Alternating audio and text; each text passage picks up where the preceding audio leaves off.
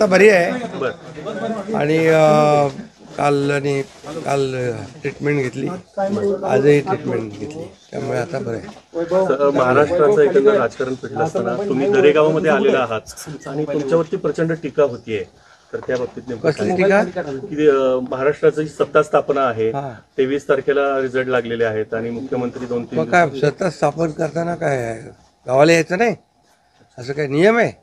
मी नेहमी गावी येतो आणि एवढं सगळं आता निवडणुका झाल्या, एवढे प्रचार झाले, दौरे झाले आणि निवडणूक देखील आम्ही महायुती प्रचंड मताधिक्याने जिंकलो आणि जनतेच्या मनातलं सरकार आता स्थापन होईल आणि लोकांनी भरभरून प्रतिसाद दिला.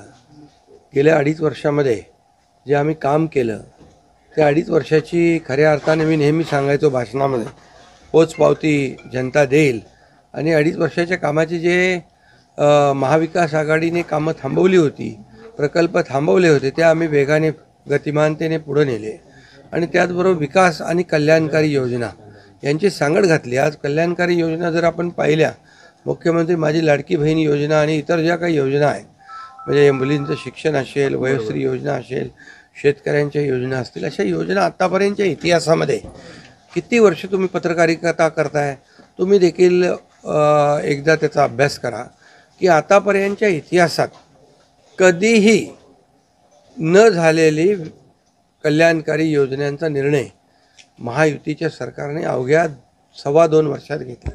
बरोबर, हा इतिहास आहे आणि या योजना महाराष्ट्राच्या इतिहासामध्ये सुवर्णाक्षराने लिहिल्या जातील आणि मला विश्वास होता की आम्ही केलेला विकास, आमचा अजेंडा विकासाचा होता आणि आम्ही केलेल्या कल्याणकारी योजना, आम्ही म्हणायचो सर्वसामान्यांचं सरकार आहे, सर्वसामान्यांचं सरकार, गोरगरिबांचं सरकार. मी देखील एक शेतकरी कुटुंबातून आलो म्हणून मी गावी येतो, कारण गावी मला आलं की एक वेगळा आनंद मिळतो, माझ्या लोकांमध्ये येतो, लोक भेटतात, माझी शेती आहे, शेतीकडे जातो आणि हा वेगळा एक आनंद मला या ठिकाणी समाधान मिळतं. म्हणून मी देखील एक गरीब परिवारातून, शेतकरी परिवारातून आलो म्हणून मला याची जाणीव आहे, गरिबीची जाणीव आहे, सर्वसामान्यांच्या परिवाराची जाणीव आहे. म्हणून आम्ही ज्या योजना केल्या त्या योजनांचा सर्वसामान्य लोकांना त्यांच्या जीवनामध्ये काही ना काही फायदा झाला आणि म्हणून आम्ही म्हणाल तर इकोसिस्टीम तयार केली.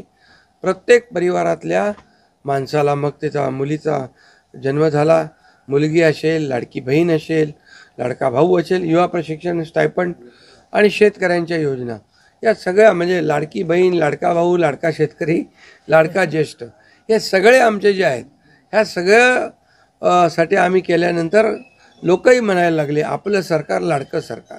आणि मला विश्वास होता की या निवडणुकीमध्ये प्रचंड यश मिळेल. आम्ही ज्या योजना केल्या त्याचं प्रतिबिंब या निवडणुकीमध्ये पाहायला मिळालं आणि तसंच्या तसं आतापर्यंतच्या इतिहासामध्ये एवढ्या मेजॉरिटीने महायुतीला जे यश मिळालं ते कधीच मिळालं नव्हतं. खूप मोठ्या प्रमाणात अशी मागणी आहे की तुम्ही मुख्यमंत्री व्हावं, अशा प्रकारची खूप मागणी आहे. नेमकं काय ठरलंय याचीही उत्सुकता नाही. यामध्ये बघा, साहजिक आहे, जनतेच्या मनामध्ये मी जे काम केलं, मुख्यमंत्री, जनतेचा मुख्यमंत्री, मी कॉमन मॅन म्हणून जे काम केलं, मी म्हणायचो CM म्हणजे चीफ मिनिस्टर नुसतं नाही तर कॉमन मॅन, आणि कॉमन मॅन समजून मी काम केल्यामुळे कॉमन मॅनच्या ज्या अडचणी आहेत, दुःख आहेत, ती मी समजून घेऊन सोडवण्याचा प्रयत्न केला. त्यामुळे साहजिक आहे लोकांची भावना, पण आणि त्याबरोबर मुख्यमंत्री म्हणून माझ्या नेतृत्वाखाली निवडणुका झाल्या, माझे दोन्ही उपमुख्यमंत्री सोबत होते, सर्व सहकारी सोबत होते आणि मिळालेले यश हे अतिशय प्रचंड आहे. आणि यामध्ये मी म्हणूनच याच्यामध्ये कोणाचाही संभ्रम नको म्हणून मागच्या आठवड्यामध्ये मी प्रेस कॉन्फरन्स घेतली. आपल्याला माहीत आहे की यामध्ये आदरणीय प्रधानमंत्री नरेंद्र मोदीजी, आदरणीय अमितभाई शाह गृहमंत्री, भाजपाचे अध्यक्ष, आणि या सर्व निर्णय घेतील मुख्यमंत्री पदाबाबतचा. तो मी सांगितलं, त्याला पूर्ण शिवसेनेचा पाठिंबा आहे, माझा पाठिंबा आहे. त्यामुळे आता कुठं काही असं किंतु परंतु कोणाच्याही मनामध्ये नसावा. शेवटी मी मनमोकळेपणाने काम करणारा कार्यकर्ता आहे आणि म्हणून माझा निर्णय मी घेतलाय. सर, तुमच्या गटाला गृहमंत्री पद पाहिजे, गृह विधान खातं परिषदेचं सभापती पद पाहिजे, म्हणून एकनाथ शिंदेचे हे प्रेशर पॉलिटिक्स आहे त्याचबरोबर असं बोललं जात आहे. गृह खातं आपल्याला पाहिजे. गृह खातं आपल्याला पाहिजे. नाही, हे पहा, याच्या बाबतीत चर्चा होईल. आता बरं, चर्चा होईल. चर्चेमधून बऱ्याचशा काही गोष्टी निघतील, बऱ्याचशा गोष्टी सुटतील. आणि त्यामुळे आम्हाला सर्वात महत्त्वाचं म्हणजे आम्हाला जे निवडून दिलेलं आहे लोकांनी, बरोबर. त्या लोकांना ज्या काय आम्ही कमिटमेंट केलेल्या आहेत त्या राज्याच्या विकासाच्या दृष्टीने किंबहुना ज्या आम्ही लोकांची बांधील आहोत, ही बांधिलकी आम्हाला जपायची आहे. सगळ्यात महत्त्वाचं मला काय मिळालं, कुणाला काय मिळालं यापेक्षा जनतेला काय मिळणार आहे. महाराष्ट्रातल्या जनतेने भरभरून मतदान केलेलं आहे, मतांचा वर्षाव केला आहे. आता त्यांना आम्ही आमच्या पद्धतीने जे देण्याचा प्रयत्न होणार आहे.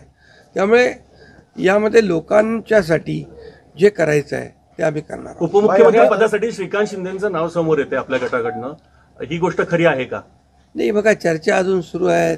चर्चा खूप, आता तुम्हीच चर्चा करत असता पत्रकार. तुमच्या चर्चा खूप जास्ती असतात. श्रीकांत शिंदे पद अपेक्षित आहे. माझ्या प्रश्नाचं उत्तर राहिले. त्यामुळे तुम्हाला एकच सांगतो नाही, माझ्या प्रश्नाचं उत्तर राहिले. तुम्हाला एकच सांगतो, या सर्व चर्चा आहेत. आता एक बैठक आमची अमित भाईंच्या बरोबर झालेली आहे, दुसरी एक बैठक आमची होईल तिघांची, आणि त्या बैठकीमध्ये खूप साधक बाधक चर्चा होईल आणि त्यामधून योग्य तो निर्णय या महाराष्ट्राच्या हिताचा. बघा, आमच्यामध्ये तुम्हाला मी सांगतो, या जनतेने आम्हाला भरभरून दिलेलं आहे. जनतेला असं वाटता कामा नये की आम्ही सत्ता दिली, सरकार म्हणजे एवढी मेजॉरिटी दिली, बरोबर. आता चांगलं सरकार स्थापन व्हावं, जी अपेक्षा जनतेची आहे ती आम्ही पूर्ण करणार. आणि आम्हाला जनतेबरोबर आम्ही उत्तरदायित्व आहोत. त्यामुळे लोक काय बोलतात, विरोधक काय, आता विरोधकांना काय काम राहिले का, काय राहिले बाकी? सध्या ईव्हीएम वरती चाललंय त्यांचं. आता ते काय, आता ईव्हीएम म्हणजे आता याच्यामध्ये मी एकच तुम्हाला सांगतो की आमच्यामध्ये कुठलाही काही समन्वयाचा अभाव नाही. समन्वयाने काम सुरू. मी तर माझी जाहीर भूमिका परत मला मांडण्याची गरज नाही. मी तर बुधवारी जो प्रेस कॉन्फरन्स घेतली त्यात सगळी भूमिका स्पष्ट मांडलेली आहे. आणि लोकांना आता काय, विरोधकांना काम नाही, विरोधी पक्षनेताही होता येत नाही, एवढी देखील संख्याबळ नाही, एवढं भरभरून प्रेम लोकांनी दिलं आहे. त्यामुळे आता ईव्हीएम आणि या सगळ्या गोष्टींची चर्चा चालू आहे. बघा, झारखंडमध्ये ते जिंकले तेव्हा काय ईव्हीएम चांगलं होतं का? आणि त्याचबरोबर लोकसभेमध्ये ते जिंकले तेव्हा काय ईव्हीएम चांगलं होतं? आत्ता पण लोकसभेचा एक त्यांचा माणूस जिंकला आहे या सर्व निवडणुकीत, पोटनिवडणुकीमध्ये. त्यामुळे कर्नाटकमध्ये, तेलंगणामध्ये असेल, झारखंडमध्ये असेल, यामध्ये ते विरोधी पक्षाला देखील यश मिळाले. त्यामुळे हे लाडक्या बहिणींनी एक आणि सर्वांनीच, लाडक्या बहिणींचा मोठा सहभाग याच्यामध्ये, या विजयामध्ये आहे. आणि लाडक्या भावांना त्यांनी भरभरून प्रेम दिले, लाडक्या भावांनी आम्हाला प्रेम दिले, लाडक्या शेतकऱ्यांनी दिले. सर्वांनी, या सर्वांच्या एकजुटीच्या प्रेमामुळे, आशीर्वादामुळे हे सरकार एवढ्या मोठ्या प्रमाणात मेजॉरिटी. 22 मतमोजणीची मागणी झाली. अरे, ते निवडणूक आयोग बघेल, कोर्ट बघेल. आणि काय आहे, जेव्हा तुम्ही हरता तेव्हा ईव्हीएम खराब आहे, जेव्हा जिंकता तेव्हा ईव्हीएम चांगला आहे. असं कसं काय? तुम्ही एकच भूमिका घ्यायला पाहिजे. झारखंडमध्ये तुम्ही जिंकले, हां, लोकसभेत तुम्ही जिंकले, कर्नाटकमध्ये जिंकले, तेलंगणात जिंकले, तेव्हा काय ईव्हीएम चांगली होती? ईव्हीएमच्या बद्दल काही चौकशी करा, काही करा. तुम्हाला सांगतो, या महाराष्ट्रातल्या लाडक्या बहिणींनी भरभरून, लाडक्या भावांनी आणि लाडक्या शेतकऱ्यांनी भरभरून दिली.